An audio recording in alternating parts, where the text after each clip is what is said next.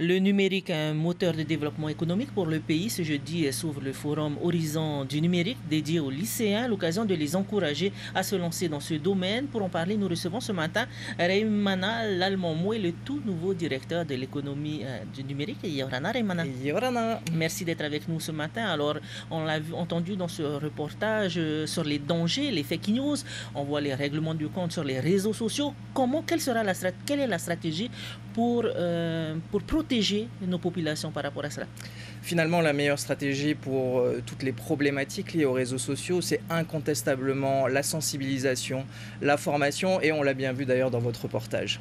La sensibilisation, c'est-à-dire donc, de quelle manière va-t-elle se traduire? Depuis finalement tout le processus d'éducation, le primaire, le secondaire, il faut essayer de généraliser tout ça. Il y a déjà des choses qui existent aujourd'hui. Comme quoi? Alors, dans le cadre des enseignements du secondaire, il y a des formations sur la sensibilisation aux réseaux sociaux et à leurs dangers.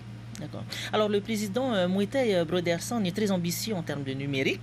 Il aimerait que notre pays soit un hub numérique.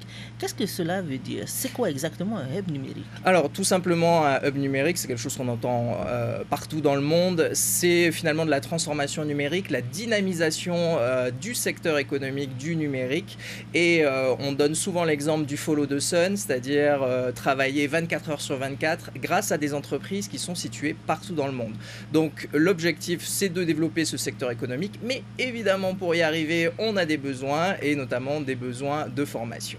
Et aujourd'hui, est-ce qu'on a les moyens d'atteindre cet objectif? Alors, quand on écoute les professionnels finalement du public et du privé, tous énoncent qu'il y a un manque de personnel, un manque de Polynésiens finalement dans le secteur. Et justement, c'est pour cela qu'on a décidé de sensibiliser nos jeunes Polynésiens au numérique grâce donc aux événements Les Horizons du numérique. Alors, les Horizons du numérique qui démarrent jeudi à la présidence. Aujourd'hui, quels sont les métiers qui relèvent de ce domaine? Alors, il est vaste. Oui, c'est très très vaste, c'est très transversal. Quels sont les besoins? Alors, il y a d'ailleurs, les professionnels seront présents aux Horizons pour parler des besoins. Il y a des besoins vraiment divers et variés. Il y a différentes professions, que ce soit développeurs, administrateurs, responsables de la sécurité des systèmes d'information. C'est très très large, mais on constate qu'il y a souvent des besoins de formation quand même à un niveau élevé, Bac+5, des ingénieurs donc, et c'est pour ça encore une fois que nous organisons cet événement durant 3 jours. Alors, être influenceur sur les réseaux, ça n'a pas d'avenir, n'est-ce pas? Alors, être influenceur, évidemment, ça fait partie du numérique, plutôt de l'audiovisuel par ailleurs, mais c'est qu'une infime partie des possibilités, et il y a des choses beaucoup plus intéressantes dans le domaine du numérique. Parlez-nous un peu de ces journées d'horizon du numérique, Reymana. Ça va se passer comment?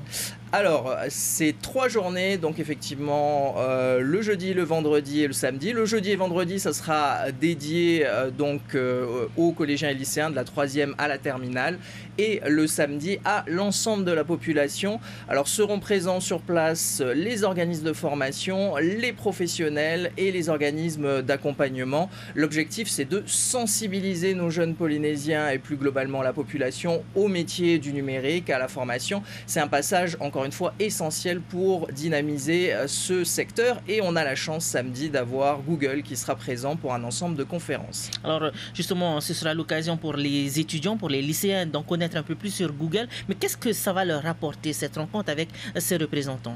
Alors, les conférences du samedi porteront sur des sujets divers, mais ça permettra surtout aux jeunes, que ce soit dans les ateliers ou pour les conférences, de se sensibiliser à l'ensemble des formations et d'y voir un petit peu plus clair sur leur avenir s'ils désirent se lancer dans le secteur. C'est un secteur porteur à l'international, mais aussi localement, et qui va très certainement se développer. On parle de l'intelligence artificielle, on parle du big data, on parle de beaucoup de choses dans les télécommunications, et ce sera l'occasion pour les parents et pour leurs enfants de de savoir un petit peu plus sur le domaine. Alors, un manque de personnel, ça on l'a compris, mais est-ce qu'aujourd'hui, par exemple à l'université, on a les formations nécessaires pour former nos jeunes justement? Alors, il y a des formations qui existent en Polynésie, évidemment la licence informatique à l'UPF, on a entendu parler de l'école Canea aussi, il y a quelque chose qui va s'ouvrir à la CCISM, donc c'est quelque chose qui se développe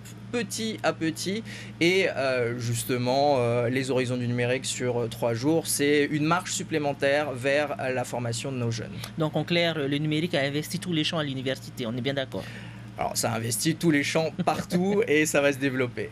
Alors avez-vous pensé aux jeunes qui vivent dans nos archipels? On sait que certaines de nos îles ne sont pas couvertes par la fibre. On fait comment pour ces îles? Peut-être qu'il y a des jeunes là-bas qui aimeraient travailler dans ce domaine. Tout à fait, et l'un des objectifs, en tout cas, c'est d'améliorer le déploiement sur la Polynésie. Alors ça peut être effectivement par le biais du déploiement de la fibre, ça peut être par le biais d'autres moyens, notamment les moyens satellitaires. Alors justement, un partenariat existe entre Onati et OneWeb. Où est-ce qu'on en est aujourd'hui? Alors, il faudra poser la question à l'OPT. Ils sont toujours en négociation, à ce qu'il me semble, avec OneWeb. Et il s'agira, grâce à cette entreprise, d'améliorer les services satellitaires pour les Polynésiens dans les archipels éloignés notamment, mais pas uniquement. Alors, et justement, est-ce que les habitants de ces îles éloignées vont réellement ressentir un changement avec ce dispositif? Oui, très, très certainement. Alors, OneWeb, c'est une entreprise qu'on appelle business to business, mais qui va lancer une constellation de satellites. Et c'est une technologie qui est développée par différentes entreprises aujourd'hui et qui va largement améliorer la connectivité pour les citoyens partout dans le monde, par ailleurs. Alors, par satellite, est-ce que ça va coûter plus cher que la fibre, finalement? Alors, pour les prix, là, j'en ai absolument aucune idée, mais comme ce sont des accords entre entreprises, de toute manière, ça sera au travers des abonnements qu'on verra ça. Alors le ministre de la Santé nous a parlé de la télémédecine qui devient un moyen important pour pallier notamment le manque de médecins dans les archipels éloignés. À travers le satellite, la fibre, c'est un bon moyen de développer ce système. Est-ce qu'il y a dans d'autres domaines dans la médecine que le numérique peut aider? Alors effectivement, et on va largement parler lors des horizons du numérique, mais finalement le numérique est très intéressant pour pas mal de panels au niveau de l'intérêt général, de l'intérêt public. Il y a effectivement la télémédecine, mais aussi on peut parler des services aux personnes en situation de handicap ou aux personnes âgées et plein d'autres domaines finalement qui nous intéressent tous où le développement du numérique ne peut être que bénéfique. Et qui va payer tout ça? Alors dès lors qu'on parle d'intérêt public ou d'intérêt général, c'est évidemment à nous tous de participer à cet effort parce que finalement c'est nous-mêmes qui profitons de ces éléments. Alors développer le numérique, c'est bien, mais est-ce que ça ne va pas menacer des emplois entre l'intelligence artificielle et le tout numérique? Alors, il y a beaucoup d'incertitudes sur ces différents éléments. Et d'ailleurs, c'est pour ça qu'on aura des professionnels jeudi, vendredi et samedi pour en parler et des conférences. Mais en réalité, il faut finalement considérer tout cela comme des nouveaux outils, maîtriser ces nouveaux outils. Et au contraire, je pense que ça pourra permettre de développer un certain nombre de nouveaux emplois. Et encore une fois, je pense qu'aux horizons du numérique, on aura largement l'occasion d'en parler. Et combien d'élèves, de classes sont invités? Alors, il y a toujours des inscriptions en cours. Il y aura plusieurs centaines d'élèves qui viendront jeudi et vendredi. Samedi, difficile à dire vu que c'est ouvert à tous. Et d'ailleurs, j'invite tous nos concitoyens à venir et à éventuellement poser des questions dans le cadre des tables rondes qui seront organisées et notamment celle avec Google. Tout est gratuit? Oui, tout à fait. Alors, qu'en est-il de Starlink? On entend beaucoup parler de cela. Des Polynésiens préfèrent cette option parce que c'est moins cher, c'est plus rapide apparemment. Des communes sont également intéressées. Est-ce que des discussions pourraient être engagées sur ce dossier? Alors, il y a déjà des échanges entre Starlink et le pays depuis fort longtemps. C'est une solution technologique effectivement extraordinaire dans le cadre des télécommunications. Ça ne sera pas la seule. Il y a plein d'autres grands groupes dans le monde qui vont se lancer là-dedans. Et effectivement, il y aura des réformes certainement dans le futur. J'ai toujours tendance à le dire, la technologie évolue beaucoup plus vite que le droit et il faut adapter notre code des postes et télécommunications à ces nouveaux éléments. effectivement, encore une fois, un sujet qui a toute sa place aux horizons du numérique. Alors, vous avez une autre start-up française, cette fois-ci, est intéressée par la Polynésie, Lookup Space, qui veut implanter un radar en Polynésie. Une rencontre est prévue au mois de mars. Mais qu'est-ce qu'ils veulent exactement déjà? Qui est derrière cette start-up? Alors, je vais bientôt rencontrer donc Lookup Space. Pour synthétiser, il s'agit juste de placer un certain nombre d'équipements dans l'Hexagone et dans les Outre-mer pour détecter l'ensemble des débris dans l'espace. Donc, les tout petits débris qui commencent à poser des problèmes. On installe de plus en plus de satellites.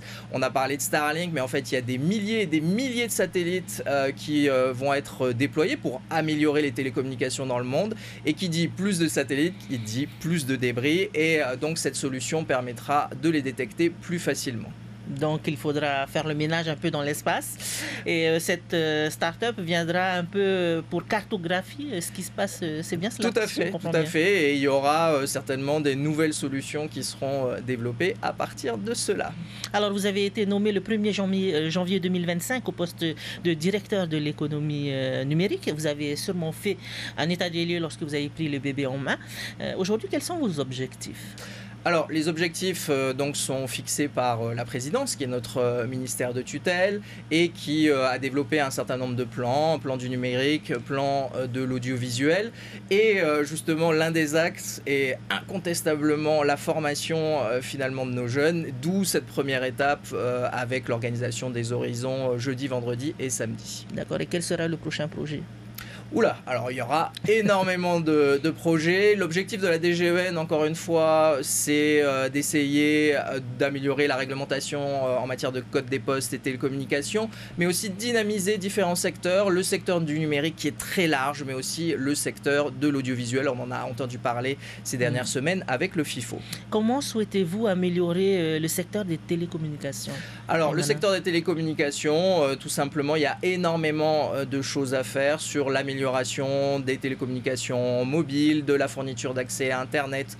Encore une fois, je l'ai dit, le droit évolue difficilement face à la technologie et il faut quand même maintenir le cap et donc ce qui nécessitera un ensemble de réformes futures. Merci beaucoup, Raymana Lalmon-Moué, d'avoir été avec nous ce matin. Alors, on notera que votre priorité est de dynamiser le secteur économique et d'améliorer le secteur des télécommunications. Ce jeudi s'ouvre le forum Les Horizons du numérique dédié aux lycéens.